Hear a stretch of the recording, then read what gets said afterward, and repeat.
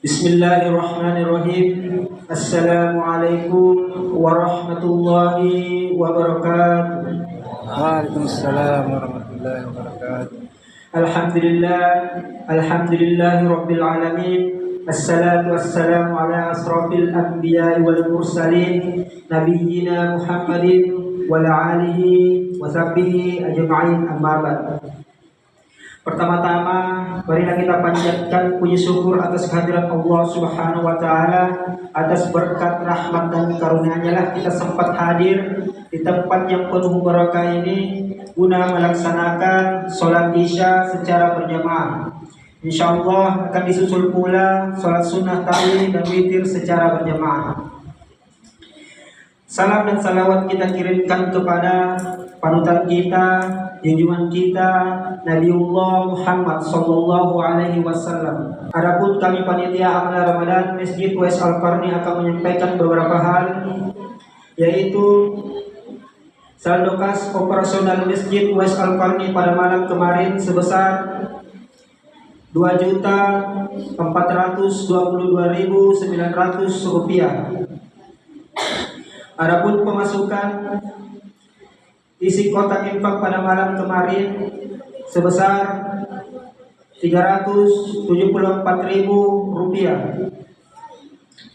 Adapun sumbangan pembangunan masjid yaitu dari Ibu Haja Banong sebesar Rp50.000, dari Ibu Rumi sebesar Rp50.000, tanpa nama sebesar Rp200.000, tanpa nama sebesar Rp200.000. Jadi total sumbangan pembangunan Masjid Uwais Al-Qarni tahap ke-9 dari donatur mulai Januari 2025 sampai sekarang itu sebesar Rp4.200.000. Adapun pengeluaran transportasi mubalik pada malam kemarin sebesar Rp200.000. Jadi total saldo kas operasional masjid saat ini yaitu sebesar Rp2.596.900.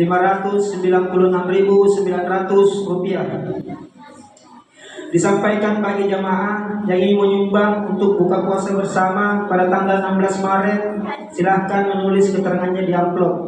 Demikian juga bagi jamaah yang ingin berdonasi untuk pembangunan masjid, mohon tulis namanya dan keterangannya di amplop.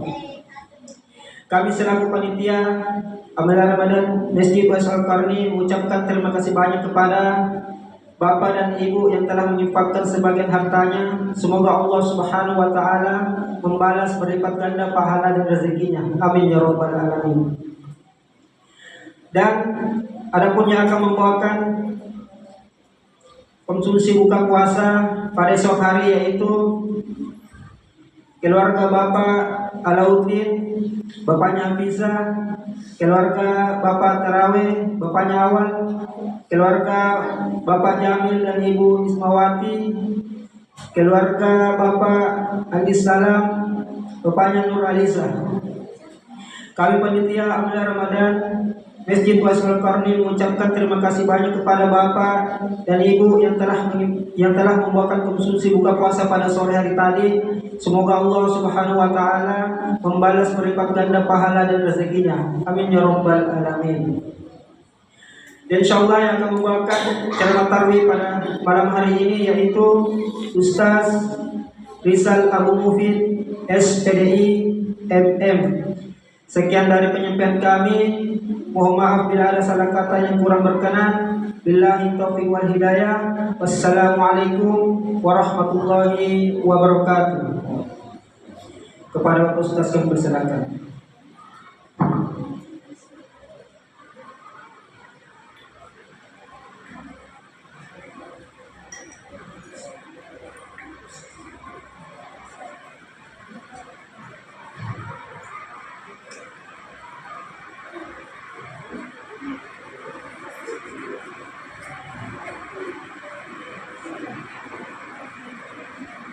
Bismillahirrahmanirrahim.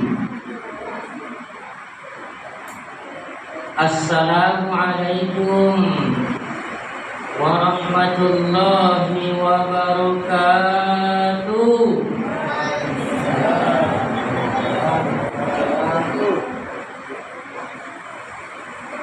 Alhamdulillah ala ihsani wa syukru lahu ala taufiqihi wa amtinani wa ashhadu an la ilaha illallah wahdahu la syarika lah ta'ziman li sya'ni wa ashhadu anna muhammadan abduhu wa rasuluhu ad-da'i ila ridwani sallallahu alaihi wa ala alihi wa ashabihi wa ikhwani amma ba'd. Para calon penghuni surga, Bapak Ibu yang baik hatinya, rahimakumullahu ta'ala. Pertama, kita bersyukur kepada Allah Subhanahu wa ta'ala. Syukur di hati, syukur di lisan, plus syukur anggota badan. Alhamdulillah, tidak terasa kita sudah sampai di malam yang keempat. Malam yang keempat di bulan suci Ramadan. Semoga Allah Ta'ala terima puasa tak. Begitu juga amal-amal solehah yang lain. Allahumma amin. Jamaah. Oh jamaah. Alhamdulillah.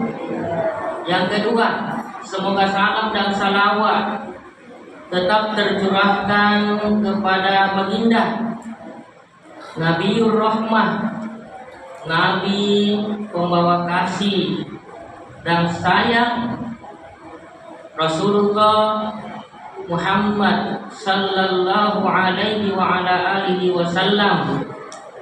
Begitu juga para keluarga, para sahabat, serta seluruh umat beliau yang senantiasa setia mengikuti ajaran-ajaran beliau sampai malakul maut, malaikat kematian datang menjemput. Bapak Ibu yang baik hatinya, rahimakumullah ta'ala. Apa judul ceramah malam ini? Tidak disebut tadi sama Ibu Sita. Kayaknya ditentukan judul di sini Pak ya, Bu. Kalau tidak salah itu judulnya 3B. Judulnya 3B. Beriman, berilmu, dan beramal. Saya tambah satu dari 4B, berakhlak juga. Jadi 4B. Tapi sebenarnya ini berakhlak ini sudah masuk di beramal. Karena berakhlak mulia itu termasuk amal yang soleh. Ya, sebenarnya urutannya ini yang bagus. Duluan dulu berilmu, baru menyusul ki beriman, baru menyusul ki beramal. Itu sebenarnya pasnya urutannya Bapak Ibu. Berilmu dulu. Kenapa begitu? Karena pondasinya itu iman dan amal adalah ilmu. Jadi kita berangkat dulu dari pondasinya. Sama jika kalau kita mau membangun bangunan rumah, maka yang perlu kita perhatikan itu pondasinya rumah tak. Jangan sampai nanti tingkat sekian nah robotonji nanti. Maka pondasinya iman dan amal adalah ilmu. Maka kita mulai dari ilmu dulu. Nabi Shallallahu Alaihi Wasallam itu pernah bersabda. Hadis ini diriwayatkan oleh Al Imam Ibnu Majah rahimahullahu taala. Tolabul ilmi fariyadatun ala kulli muslim. Tolabul ilmi, mencari ilmu, menuntut ilmu. Jadi masuk di sini ilmu agama, bukan ilmu dunia. Faridatun, hukumnya wajib. Menuntut ilmu itu hukumnya wajib bagi siapa? Ala kulli muslim, untuk setiap laki-laki muslim dan muslimah. Jadi bukan hanya laki-laki yang wajib menuntut cari ilmu, tapi wanita juga, perempuan juga wajib menuntut cari, memburu, mengejar ilmu. Karena itu tadi pondasi. Ya, kalau mau iman tak lurus, mau keyakinan tak benar, mau amalan tak diterima oleh Allah, maka harus dipondasi. Apa pondasinya? Ilmu. Bagaimana caranya Pak Ustaz supaya dapat ilmu? Nabi Shallallahu Alaihi Wasallam bersabda di hadis yang lain, al ilmu bitta'allum. Ilmu itu dengan cara belajar. Ya, kalau mau dapat ilmu, tentu jalannya, caranya adalah belajar nanti, makburu managing. Belajar baik-baik supaya dapat ilmu. Bapak Ibu rahimakumullah taala. Kata Al-Imam Ibnul Qayyim, salah seorang ulama besar di zamannya bernama Al-Imam Ibnul Qayyim. Beliau mengatakan bahwa yang namanya ilmu itu berputar di tiga. Ilmu agama itu berputar di tiga, Bapak Ibu. Kata beliau, ilmu adalah qala Allah wa qala Rasul wa qala sahabat. Qala Allah, perkataannya Allah. Apa perkataannya Allah? Masukna idumi Al-Quran. Firman-firman Allah, itulah ilmu. Semua isinya ilmu, kontennya ilmu. Apalagi yang termasuk ilmu? Wa qala Rasul, ucapan-ucapannya Nabi Sallallahu Alaihi Wasallam. Kalau ini namanya al-hadis. Kalau tadi Al-Quran, yang kedua al-hadis. Wa qala sahabat, dan ucapannya, perkataannya para sahabat yang kita kenal dengan istilah al-asar. Disinilah tiga perputarannya ilmu itu: Al-Quran, al-hadis. Al-Quran firman Allah, al-hadis sabda Nabi Sallallahu Alaihi Wasallam, al-asar ucapan-ucapannya murid-muridnya Nabi, binaan-binaannya Nabi, yaitu para sahabat radhiyallahu ta'ala anhum. Bapak Ibu yang baik hadina rahimakumullah ta'ala. Di awal hadis Nabi Sallallahu Alaihi Wasallam bersabda bahwa mencari ilmu itu hukumnya wajib. Namanya wajib berarti harus berarti bukan sunnah. Kalau sunnah tidak dilakukan tidak apa-apa tapi rugi kalau dilakukan dapat pahala, itu kalau sunnah. Tapi kalau wajib, kapan tidak dilakukan yang itu wajib, maka hukumnya berdosa. Ya, jadi kalau ada umat Islam tidak mau mencari ilmu, maka hukumnya berdosa.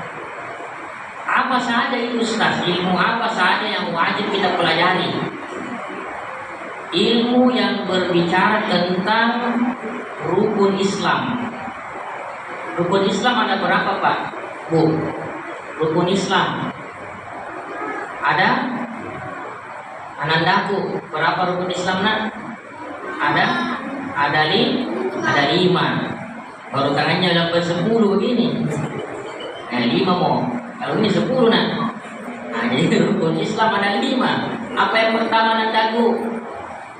Mengucapkan 2 kalimat syahadat. Nah, mengucapkan 2 kalimat syahadat. Ini rukun Islam pertama. Ini pondasinya. Asyhadu an la ilaha illallah wa asyhadu anna Muhammadan Rasulullah. Ini riasan anda berikannya 2 kalimat syahadat. Tidak cukup kita ucapkan itu Bapak Ibu. Tidak cukup hanya diucapkan itu 2 kalimat syahadat kan. Tetapi harus ada pendalaman berikutnya. Harus didalami itu 2 kalimat syahadat supaya kita bisa meninggal, supaya bisa kita nanti mati di atas 2 kalimat syahadat.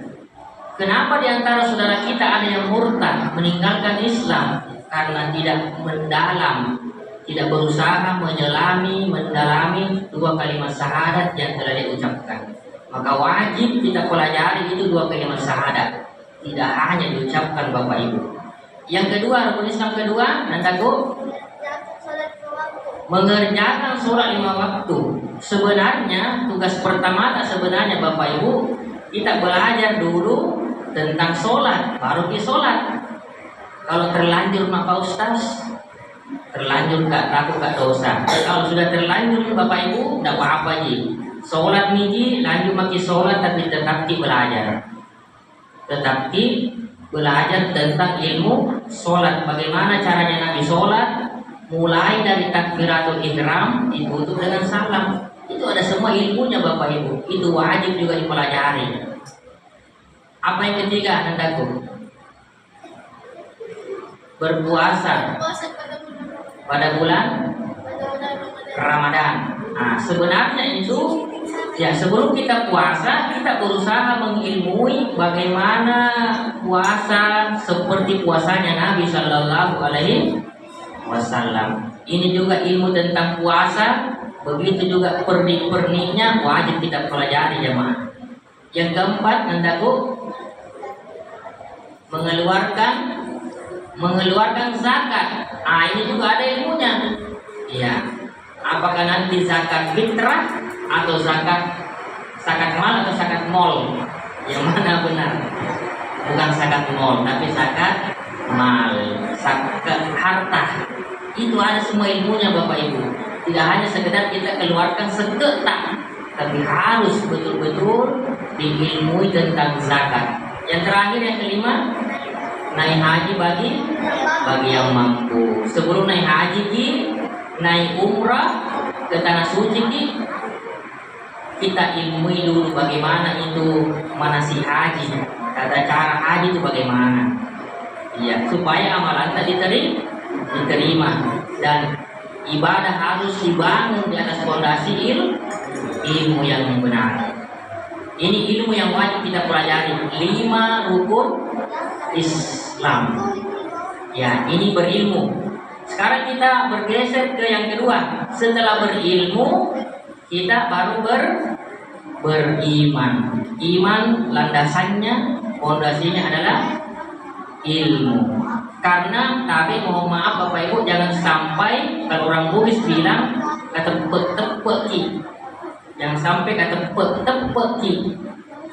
Ya. Untuk mendapatkan iman itu harus dengan ilmu. Jalurnya adalah ilmu. Kata para ulama, ya, apa itu iman? Nah, ini pertanyaannya. Apa sebenarnya itu agar dia senge anjur kanai iman? Iman ada 3 Bapak Ibu, cakupannya 3. Keyakinan dalam hati. Keyakinan dalam hati diucapkan dengan lisan, dibuktikan dengan anggota badan. Bertambah dengan ketaatan, berkurang dengan kemaksiatan. Inilah pengertian dari iman. Jadi iman itu 3. Hati, melibatkan hati, lisan dan anggota badan. Tidak cukup yakin maka percayakah ada Allah, tapi tidak mau syahadat, belum beriman namanya. Sudah yakin ada Allah, sudah mengucapkan syahadat, tapi datang bulan suci Ramadan tidak puasa. Nah ini iman hati, lidah, anggota badan harus ada pembuktian kalau betul-betul kita beriman kepada Allah. Ya, iman bisa bertambah dan bisa berkurang. Iman bisa bertambah, bisa plus, bisa juga minus. Kapan iman bisa tambah? Kalau kita melakukan pintu-pintu ketaatan kepada Allah. Kapan iman tak bisa berkurang, bisa terkikis, bahkan bisa minus? Ketika kita melakukan maksiat, dosa-dosa. Inilah iman. Ya, dan di antara yang wajib kita imani adalah 6 rukun. Ada berapa nandaku rukun iman? Tadi kalau rukun Islam ada 5, kalau rukun iman ada 6. Pertama apa?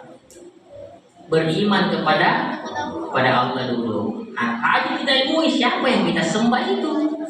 Apa saja cakupan-cakupan pembahasan tentang Allah. Apa buahnya, apa manfaatnya kalau kita beriman kepada Allah. Yang kedua nandaku, beriman kepada para malaikat. Wajib diiman juga para malaikat ini. Yang disebut nama-namanya diimani secara terperinci. Yang tidak disebutkan nama-namanya begitu juga tugasnya kita imani secara global, secara umum. Ada cakupan-cakupannya pembahasan tentang iman kepada para malaikat ini. Apa manfaatnya orang kalau iman percaya ada malaikat? Yang ketiga, nandaku, iman kepada kitab-kitab. Nah, ini juga ada kitab yang diturunkan. Kalau kitab Al-Quran diturunkan kepada Nabi Al-Quran, nandaku, paham? Kalau kitab Taurat Nabi diturunkan ke Nabi Musa. Kalau kitab Zabur Nabi Daud. Kalau kitab Injil Nabi Isa alaihi wassalatu wassalam. Ya, begitu juga beriman kepada suhufi Ibrahim wa Musa, lembaran-lembarannya Nabi Ibrahim dan lembaran-lembarannya Nabi Musa. Itu kita wajib imani. Apa cakupan-cakupannya, apa manfaatnya orang beriman kepada kitab-kitab tadi, itu ada semua di buku-bukunya para ulama. Tinggal kita ini mau kita dalami, mau kita belajar atau tidak, jemaah. Yang keempat nandaku, beriman kepada para rasul. Nah, ini para rasul inilah dubes, duta besarnya Allah Subhanahu wa taala yang diutus ke permukaan bumi. Untuk apa tadi?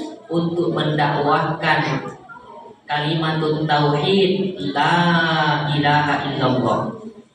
Apa saja cakupannya iman kepada para rasul? Apa buahnya kalau kita iman kepada rasul? Ada semua di buku-buku para ulama. Yang kelima, beriman kepada hari kiamat. Kita harus yakin bahwa nanti ini ya dunia pasti akan hancur suatu saat. Karena semua ada ajalnya. Iya, manusia ada ajalnya. Sama juga ini bumi. Ya, ini Noe Bapak Ibu, ini dunia yang kita tempati tinggal ini itu akan hancur suatu saat.